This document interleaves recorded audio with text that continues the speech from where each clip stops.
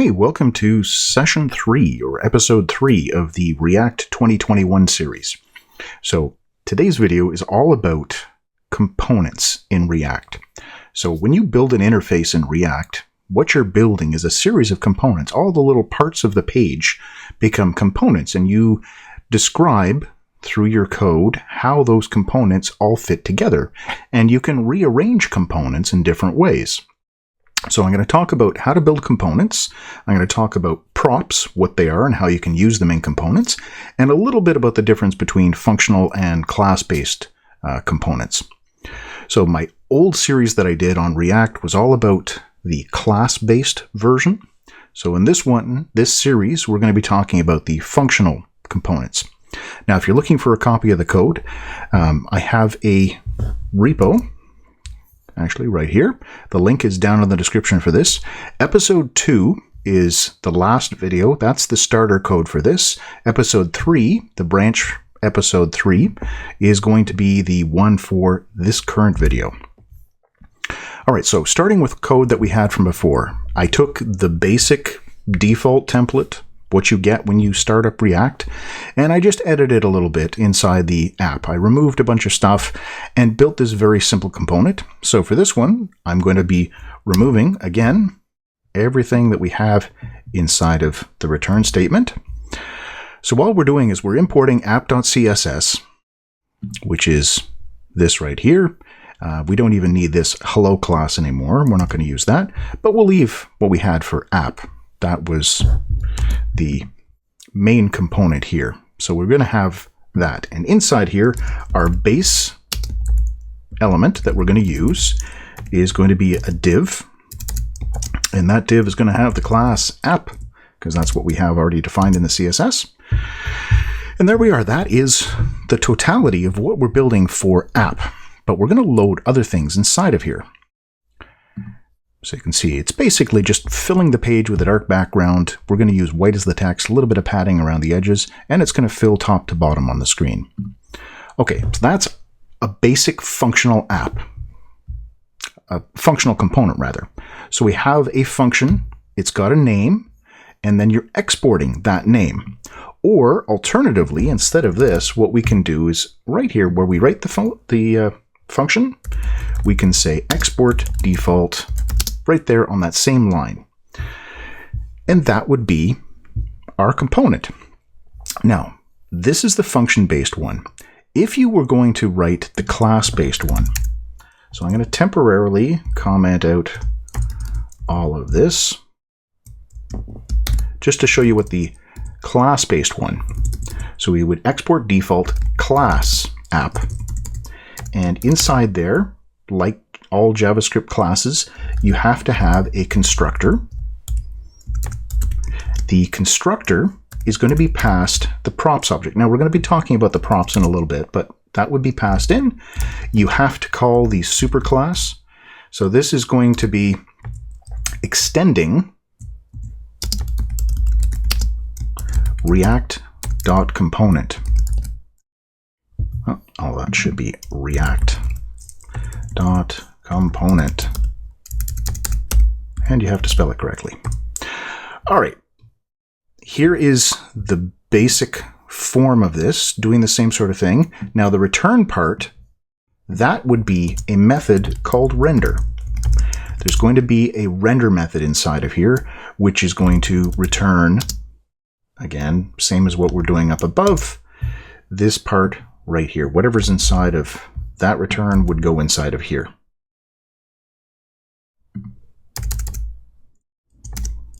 Okay, so this is the class-based version. This is the function-based version. You can see that there's a lot of similarities.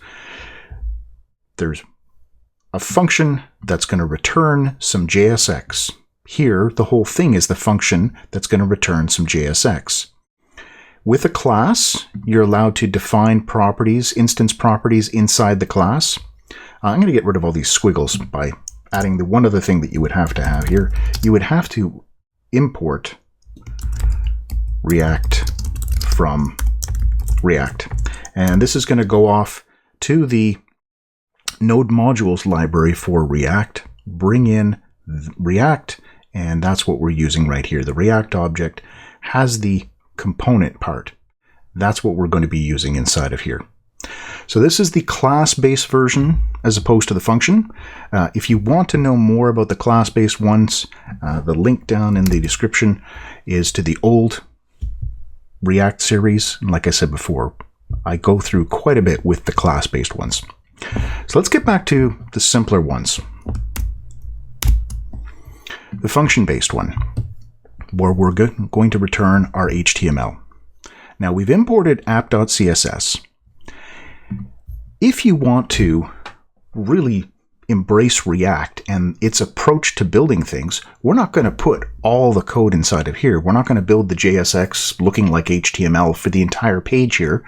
We want to break the page up into components, into individual pieces. So I might do something like this. I'm going to create a component called header, and header is going to go inside of here. Now, I'm going to have to define a JavaScript file, just like this. app.js is this component. I'm going to have a header.js file where I define what header is, and then I'm going to have to import it.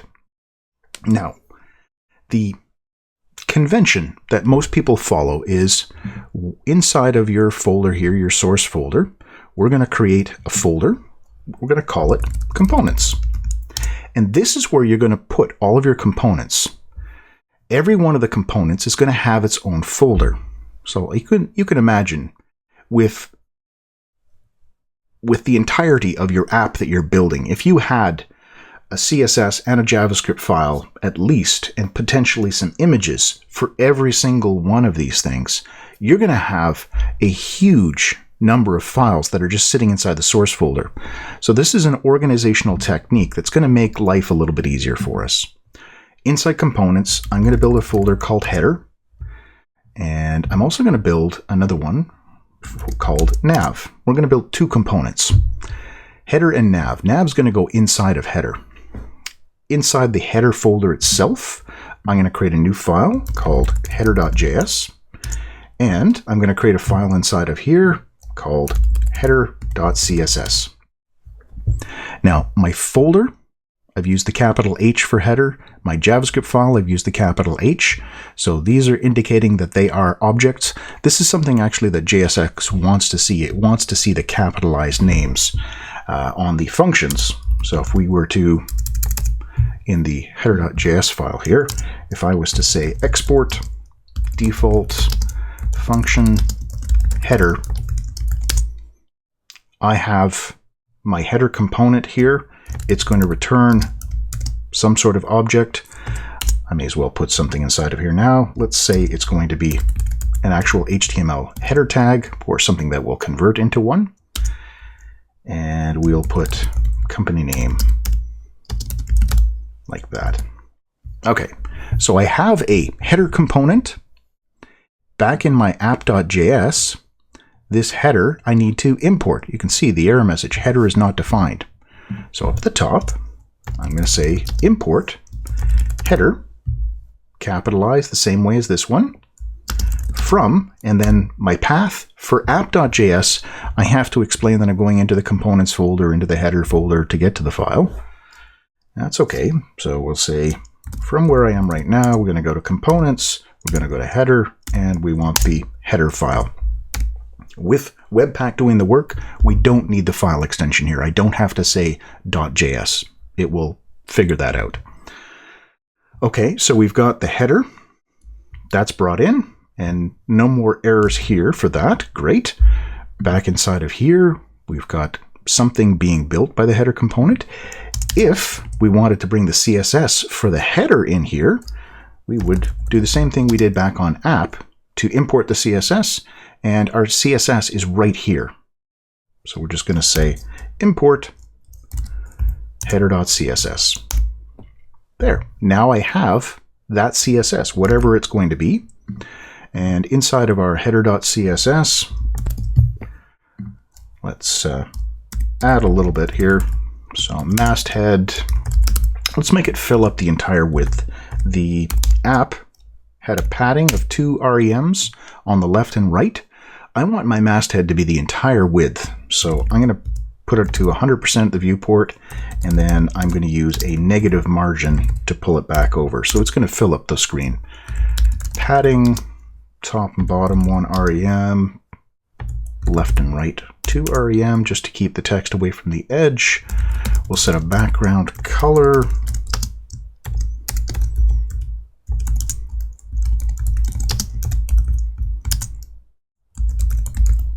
And I'll use display flex. And just to be explicit, I know that we've got the default here, but flex direction, I want it to be a row.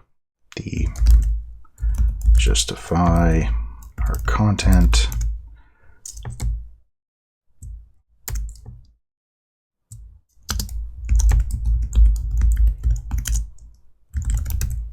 And vertically, we're going to center all the content inside of there. Inside my masthead, I'm going to put an H1 element. So back in here, right now, all I've got is this piece of text. I'm going to actually turn that into an H1 element, just so I've got something else inside there. There we go.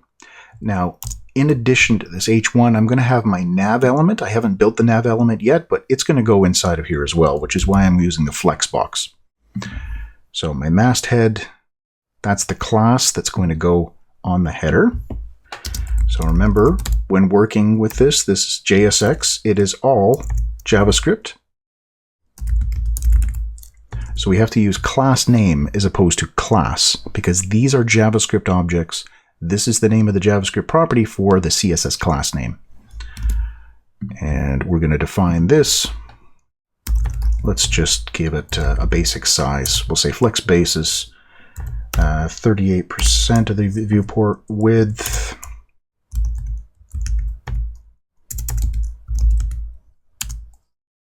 I'm not going to let it grow beyond that, but it is allowed to shrink. So we'll say something like this.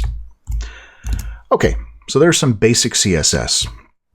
We've got a header element, which is going to fill the entire width, and then there's going to be an HTML element aligned to the left, and it's going to take up 38%.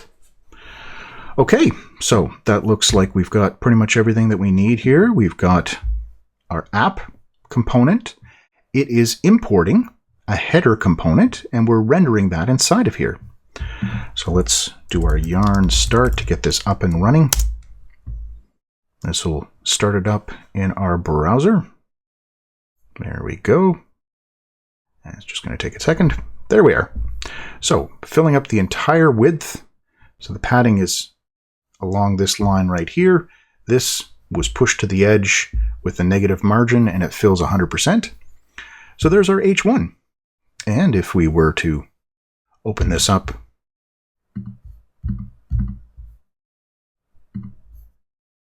go to our React Dev Tools, we can see there's app and there's header. So we do have these two different components, app and header. To add the nav, that's going to show up in here as well. So in the header, we're going to import the nav element. We're going to say import from here up one level and then into the nav. So from where we are right now, we're going to go up one level, we're going to go into nav, and we're going to get the thing that's going to be called nav.js. So let's create that.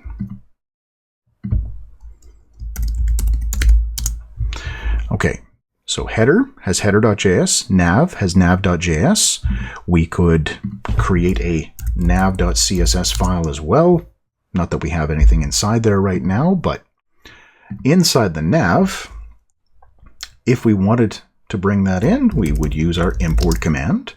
So import from where we are right now, nav.css, that gives us the CSS. And then we're going to do our export default function nav.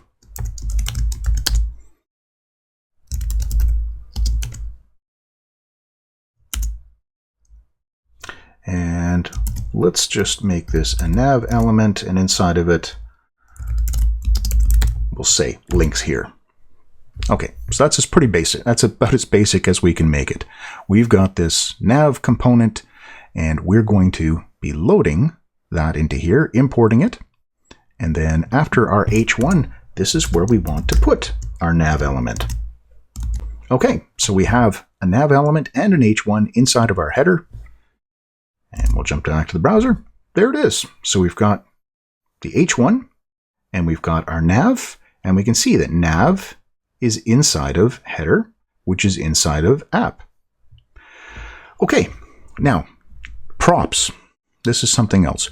We've got this props property, and as I select all of them, you can see they all have props. So what are props? These are properties that we can pass from a parent component down to a child component. For example, inside of app, let's say I create a variable inside of here. We'll say const name equals company name. So this is the name of our company. It could be coming from anywhere. I'm just defining it as a variable. This I'm going to now pass down into my header. And we can call it anything we want. We can call it name. We can call it company. Whatever you want to call it. But I'm going to take this variable and place it inside of here. I have now created a prop called company. So this is a property that I have access to inside of my header component. Inside of header, we just have to put the variable here. Now, I don't have to call it props, but that's the default name. It's the one that makes sense. That's what's being passed in, is the props object. And I can use it right here. Instead of hard coding something, let's put some curly braces. So I'm creating a JavaScript expression. I'm going to put props inside of here, but not the whole props object. I want the props dot, what was it? Company, I think I called it. Yeah, company. So this name right here, that's what we're going to put, props dot company. I save that, come back. Company name is still working. If I click on header, now inside of props, I have something called company. Company name. If I used something that didn't exist, we could, let's say I just add props.thing. It doesn't exist in the props object, but it's just like accessing any property that doesn't really exist. It's undefined, so it's not going to render anything. So no error. We'll talk a little bit later about a thing called props type that we can use to validate the stuff being passed in and make sure that the ones that we need actually are there and are of the correct data type. We'll get into that in a future video. But for now, props is just an object, and I can pass as many props through here as I want. So I can put a variable in here with the curly braces, or something like that. So my title is this value. Props.title will exist inside of header. So we go into header, and I can take that and pass it along. I can put it into another variable. We can say props.title. So we're taking title, passed into header. Header gets its prop objects. Props.title is that value. We're putting that into a variable called title. And I can then pass it along here. I don't even have to use the same name. I can do that. Doesn't matter if this is letter const. It's going to work either way. It doesn't matter if I wrote title to use this variable, or I could use props.title. That's going to work as well. If I didn't have this, it's still going to work. I'm passing something into nav through its props object called TTL. So in here, we've got props, and right here, this would be props TTL. I save it, and there it is, the hard-coded value. So this, we defined what it was inside of app, got passed into header as title, and then title got passed into nav as TTL. So there it is, TTL. And you can imagine that as you get more and more props, things that are being passed along, you can pass them down as far as you want. It's called prop drilling. You can define variables up in app and pass them down, down, down, down, down, down, down. You can do that. Now, it does make things a little bit challenging. If you've got a lot of properties that you want to pass way, way, way, way down, there's actually other ways of doing this and getting away from props drilling. We're going to be talking about a thing called the context API a little bit later on. We're also going to be talking about another value similar to props called state, where you're defining state for a component. And you're saying, okay, I've got this value and I want to tie it to this component so that if a change happens to it, I can re-render just this component. I can update the virtual DOM object for my current component. And just that, not worry about anything else in my app, just sort of update this one piece.